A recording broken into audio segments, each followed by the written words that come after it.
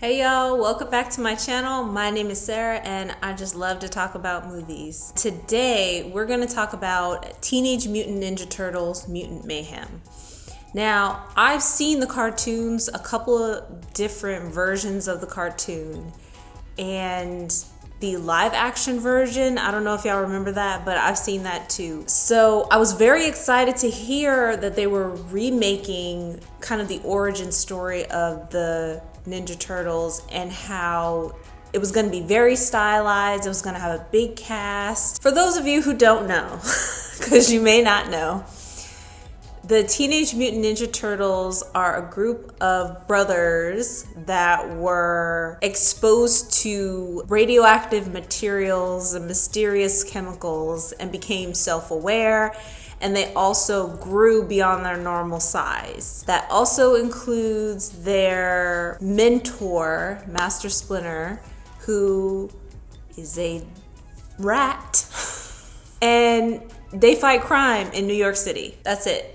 They just be out there fighting crime, being human-sized turtle teenage boys. So there's gonna be spoilers in this video. I'm so sorry. There's no way to discuss it without giving away some of the twists in the story. I've always liked them because I thought they were always more cool, slightly more realistic than other superheroes, you know. They like pizza, they like to play video games. They're much more relatable, you know. The movie starts out with their origin story. How did they end up in New York City living in the sewers? It shows like the scientist that was experimenting with forbidden genetic sciences and experimenting with animals, and how the scientist was, well, he was murdered, and like a mysterious government agency stole all of his work, but some of the animals managed to escape. And after a certain point, when they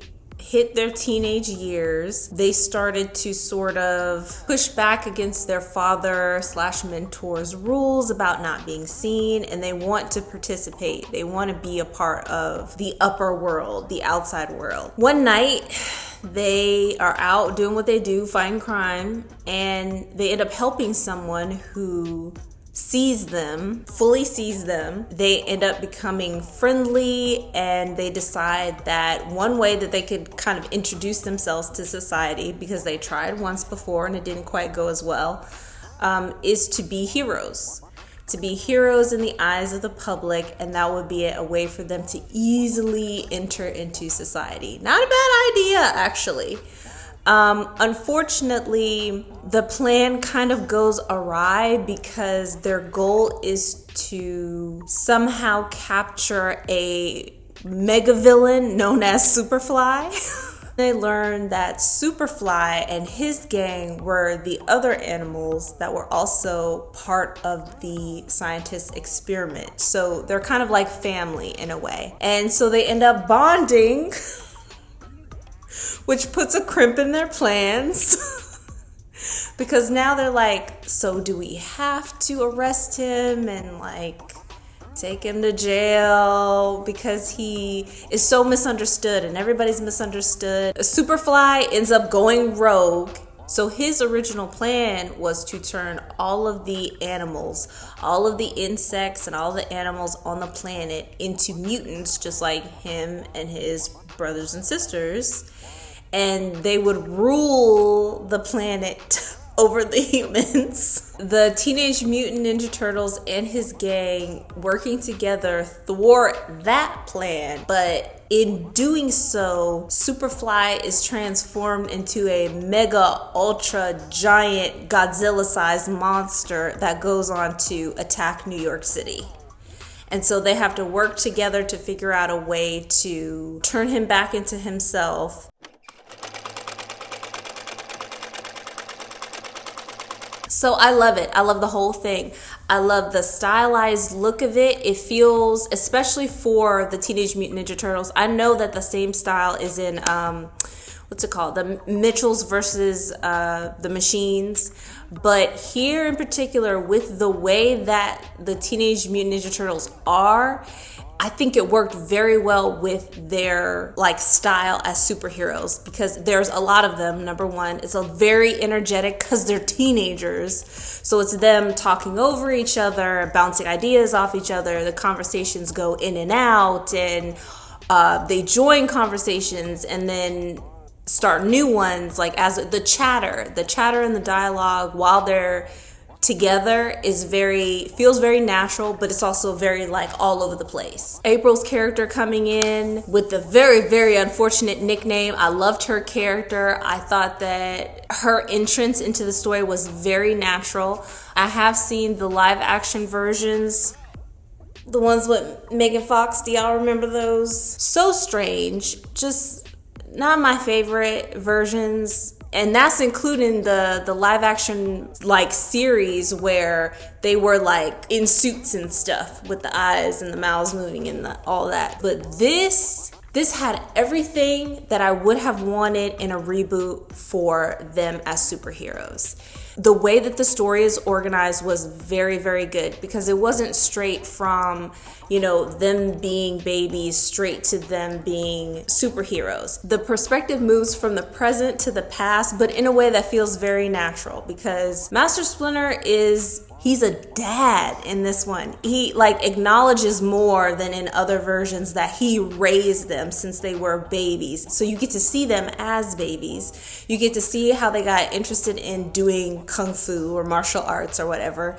You got to see how he used that to kind of keep them occupied, keep them in a discipline, and for each of them to discover different things that they liked about it, their favorite weapons and their different styles of fighting. Each character has a different personality, which is something that is missing from previous versions of this, where they all kind of seem like similar versions of each other. No. They don't just look different in this version. They all have a different personality. They all have different things that interest them. They have different goals, but they all want to be together. That's not a question. Nobody's talking about going off as a lone wolf. It's not like that. Each of them wants to do things together, but want the freedom to express themselves differently. And I love that. I love that so much in this movie. For example, at the very end, when they get to go to high school, like they all want to go to school. And then them showing up on the first day, and each of them has their own look and is walking into the school differently. So the style, I loved it. Like the animation style, the way that the movie is organized, because there's a lot of different pieces to the story.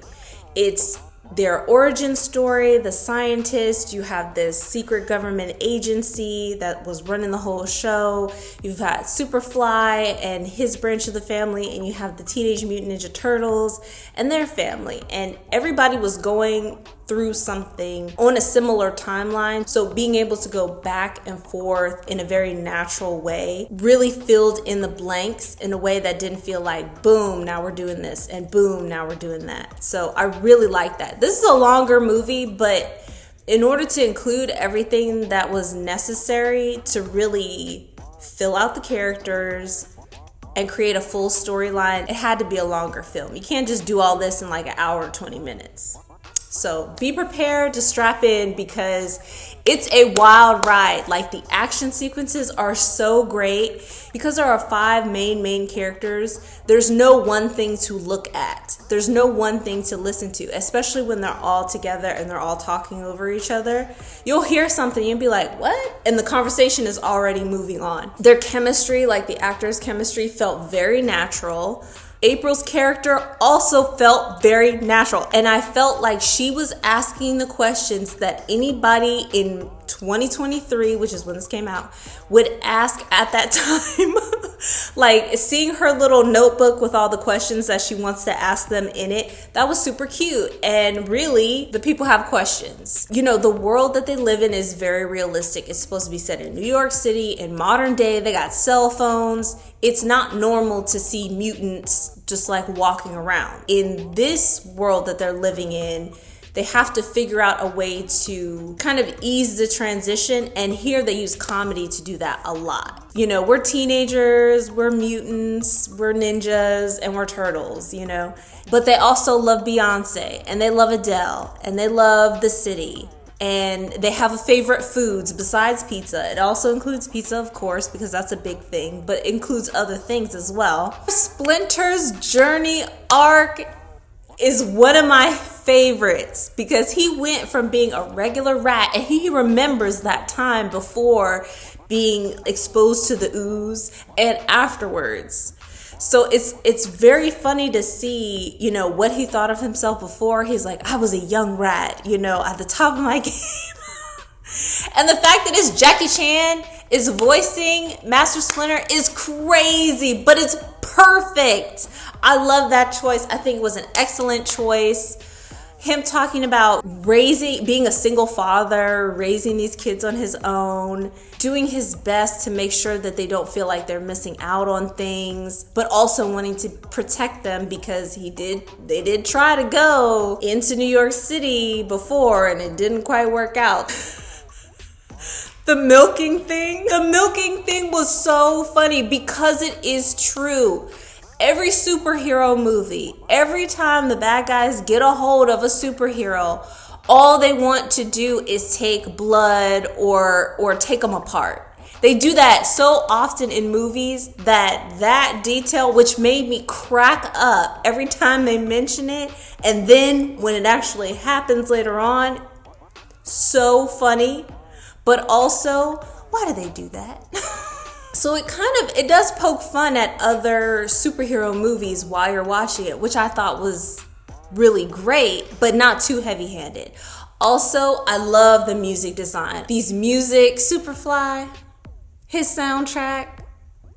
I was like, no, they didn't. And then Ice Cube being the voice of Superfly was so perfect. I really enjoyed how his voice added more to the character development too. You know, they grew up on the streets, taking care of each other however they could, and he really has a dream. This is his way of protecting his family. That whole two methods to accomplish the same thing between him and Master Splinter, that was really like, boom. I really liked the story. I thought there were some really great details. They include all of the essential bits from previous movies and TV shows about their origin story, but they add a lot more to the characters, I think, than has been done before.